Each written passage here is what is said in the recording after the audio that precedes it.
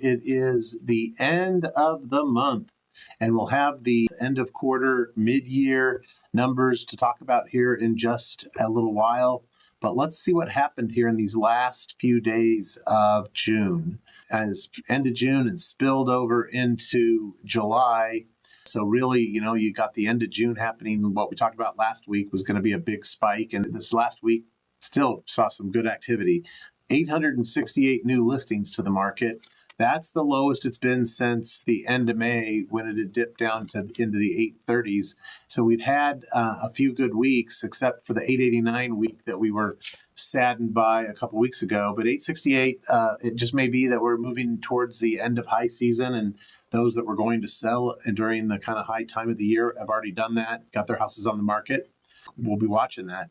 The median list price of properties that are coming to the market now, again, it's been in the 525 plus range for all but 1 week now for the last 5 or 6, 7 weeks. And so when the sellers who are coming to the market with the median sales price at $495,000, sellers that are coming significantly higher than that.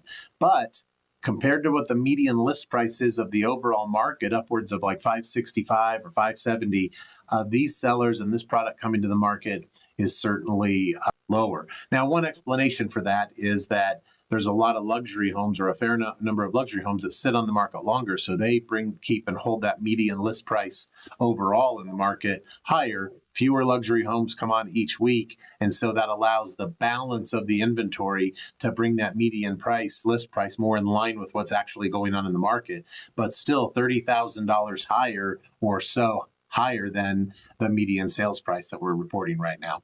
Under contracts for the week, 551. We had a few weeks back in the May into early June where we had 600 plus under contract. And that number now, 551, kind of now 3 weeks in a row below 600, another sign that we're moving toward the end of high season. Median list price of the homes that went under contract, $500,000. That's the highest it's been in the last 5 or 6 weeks. So that suggests that the median sales price, when those properties that go under contract this week actually sell, going to be a pushed up or a higher median sales price than some of these weeks before. Sold units, 625. There was 656 last week, and that was just but for these last couple days of the month was probably the most activity in the month for a week, because that Friday fell. And we got the first few days of this week that last week in June, still 625 closed units, higher than any individual week except for the prior last weeks of the month. So had it all fallen into a week proper, this would have been a very good end of high season last week of June. The numbers would have been up there. Median sales price for a single family house, $505. That's now 3 of the last 6 weeks have been above 500, and the ones that weren't were at 490 and 495. Is the median list price for a single family residence going to cross 500,000 this month or maybe next month? That's something that we're watching, and it's very exciting, also very interesting. And so, the high season probably wrapping up here. We're starting to see the end of those types of sales. We're going to see a little lull in the market, as we historically have in every years past. And then we'll watch how the year plays out. Still looks like could we flip back to 2025 real quick and look at what was going on at this same time last year?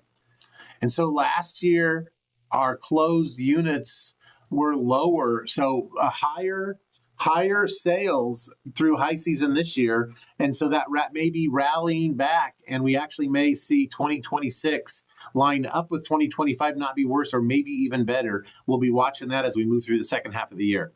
Okay, there you go. That's the weekly report.